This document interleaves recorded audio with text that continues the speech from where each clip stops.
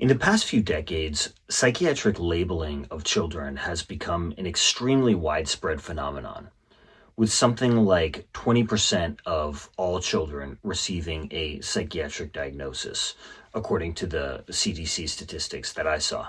With things like ADHD, bipolar disorder, oppositional defiance disorder, and others becoming really common ways of characterizing children. And this then shapes how children understand themselves from a very young age. And while for all I know, there could be some cases where some children really do have very serious disabilities and they benefit from a diagnosis like this, these kind of numbers seem to suggest a very different thing in many cases. It seems to be much more about child management systems, you could say, where kids are stuck in families or schools that they find oppressive. They have natural human responses to them, and then we say that they are essentially disordered for that response. And then we do these clinical interventions to kind of like wipe the slate clean of who they are and make them basically into whatever we say. But when you consider that what really might be going on is basically like a mismatch with the environment, then you could see how there's a lot of basically potential that the kid has that is basically not allowed to be realized in that environment. And so I think it really comes down to a much broader problem in our society of the kind of systems we have to educate children are extremely terrible at basically developing the full range of human abilities. And that's also one of the really exciting parts of this whole discussion for us as individuals coming out of this kind of mess. And that's what I want to talk about in this video: the hidden potential behind childhood psychiatric labels. Now, just a quick disclaimer before we go any further. This video is not mental health advice, nor is it professional advice of any kind. I am not a mental health professional. I am not telling anybody to disregard their diagnosis or the advice of a mental health professional. And this is strictly for educational purposes only. So these diagnoses are coming to a great degree because we have a mass schooling system that is basically authoritarian and bureaucratic. It doesn't care if you have the potential to be a CEO or a great athlete or a great artist or an innovator.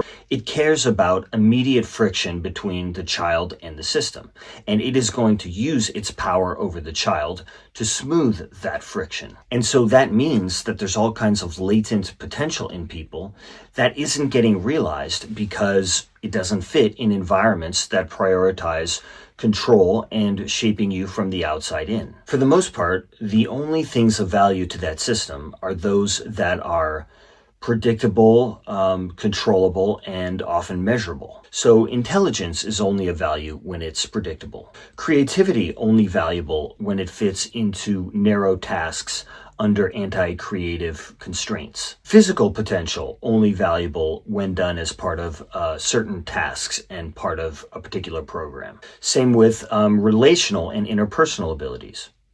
And so if your abilities don't fit with all of this, then you don't have any abilities. But one way you could think about it is our highest potential, or like our highest calling as individuals, is not something that can be predicted in that way. It's something that comes from within us. It doesn't come from mass institutional logic or social planning. But anything that isn't predictable is treated as a problem.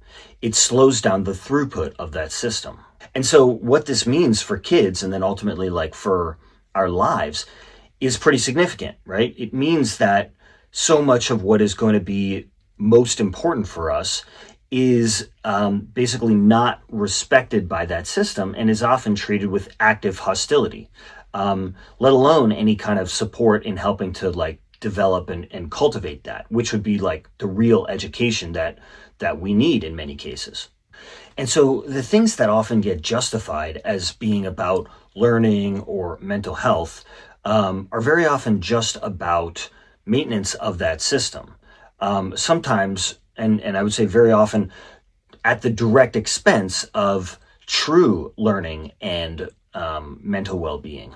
So the psychiatric diagnosis, psychiatric medication, therapy, social emotional learning, etc., they all smooth the friction that children with their unfolding selves and abilities create. And so questions around how these interventions are destructive, the opportunity costs, the deadweight loss for society, those questions don't get explored because that doesn't help the system work. And so the hidden potential behind psychiatric diagnoses is like the delta between the requirements of that system and our greater potential as people. So there can be a lot to be excited about here.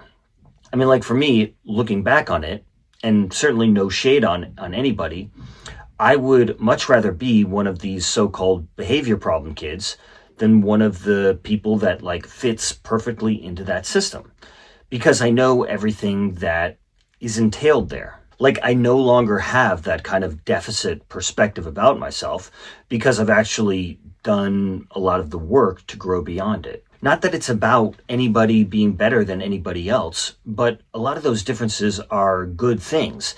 It's just that they get really mismanaged, and in the process, a lot of these kids get harmed. So what is some of that hidden potential? What are some of these areas? Well, I would say that it's really like high agency traits across the board. And I think that's the main theme here. It's about high agency. And I would say that much of the time, probably most of the time, is like the main, like one of the defining features of high performance abilities and these kind of like elite achievements across the board. And to be clear, not that there's anything wrong with being normal and average, not at all. But there is something wrong with destroying these more kind of like elite, high agency abilities. There's definitely something wrong with destroying that in the young population. One of these things I would say is having a very high speed mind, right? Where you process extremely fast, but when relatively self-directed, but perhaps very slowly or not at all when you're being forced to do something. Like I remember as a kid really kind of shutting down when I was under those kind of situations where adults would be hovering over me and being like, this is what you're going to do right now.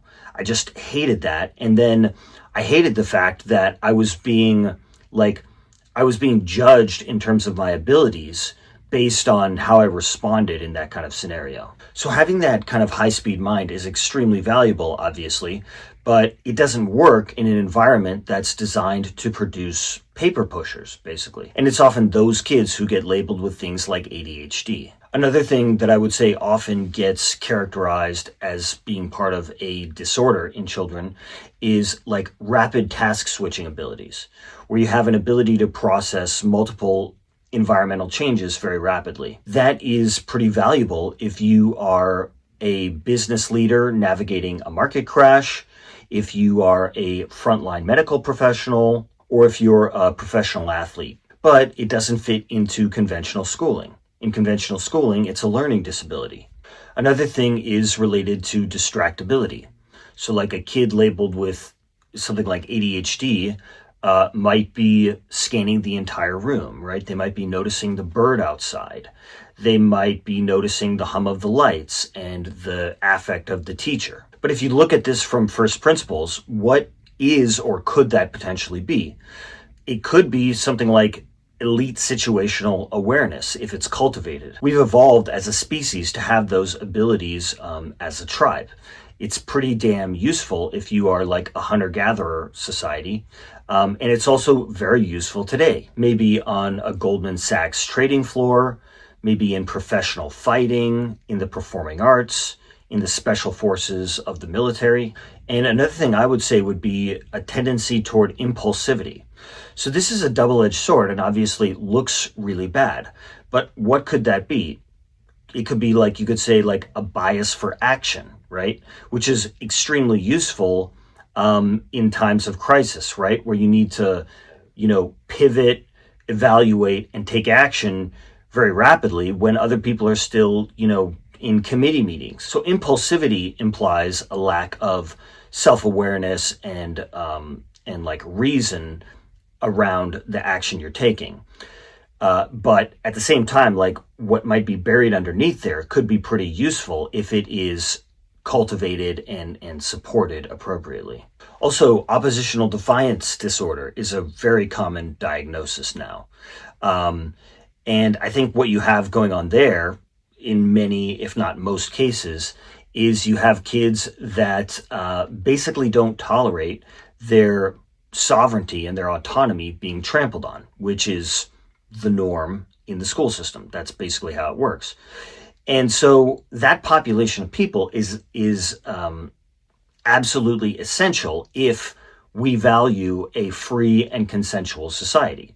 In order for, a lot of the planet to be relatively free and consensual, we need a lot of truth tellers, right? We need a lot of people who can become those kinds of statesmen and journalists and maybe people that do different things in like government or nonprofit related to this.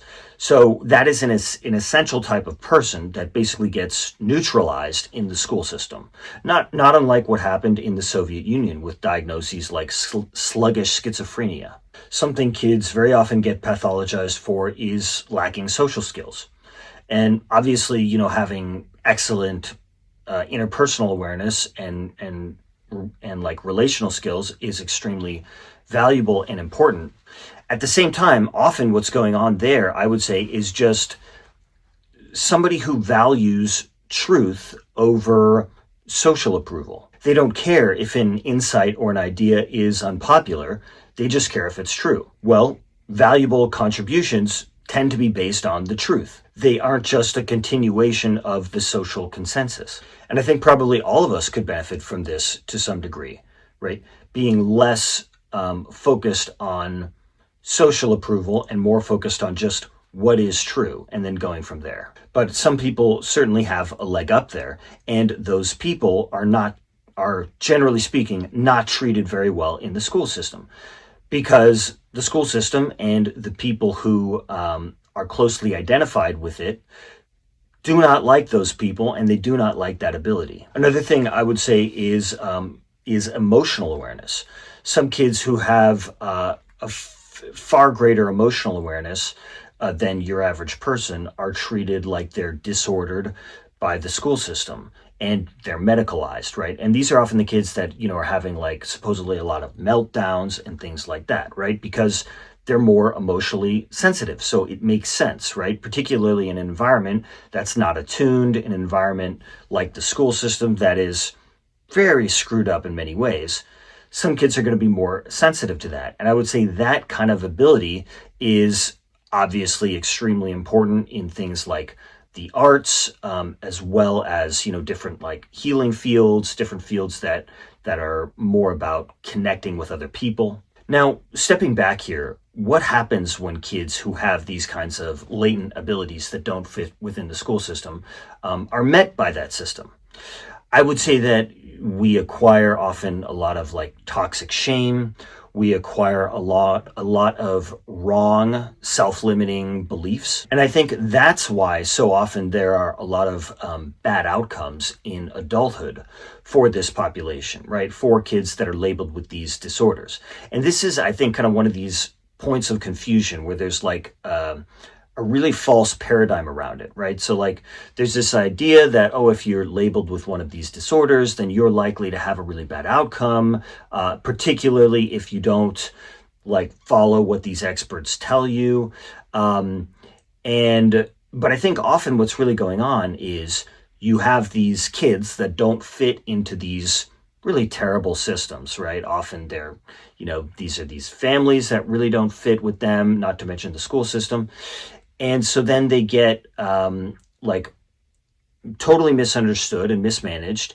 And then they get this kind of like clinical harassment on top of it. And then often that is what is driving these bad outcomes. And I think that's often like not really understood, where if these kids, actually were supported and understood in the way that they need, then you wouldn't see those bad outcomes. You would see extremely good outcomes, at least in many cases. And so as I'm exploring these things, these are really just possibilities, right? Like we all get to kind of figure out for ourselves what it was that was really going on for us. And I think there's tons of variation there. And so with all these kinds of hidden abilities, these kids are not getting the kind of education that they need to truly develop them and to truly develop themselves. What an incredible thing for our world it would be if they were. But instead, they get this treatment where it's like, if you don't have the nature of a clerk or a paper pusher, then there's something inherently wrong with you. And so what I'm really focused on, and what I've been focused on in my life, is like, what do we do to actually kind of transcend the conditioning of all of this and really kind of develop ourselves coming out of it? And I think there's a lot that can be done. You know, I've experienced a lot in my own life. I made a lot of videos about this. I'm going to make more. So I think that, you know, there's always a question of like, what did we go through? How did it shape us? And then what do we do about it? And I think that there, you know, at least in many cases, it's pretty hopeful there. So these are kind of my thoughts on sort of the hidden potential behind childhood psychiatric labels. And this is something I've thought a lot about. You know, this is kind of like, it's been on my mind, and it's kind of been implied in a lot of the videos and a lot of the things I've talked about. So I really hope that you've enjoyed this video. I hope it's been helpful for you.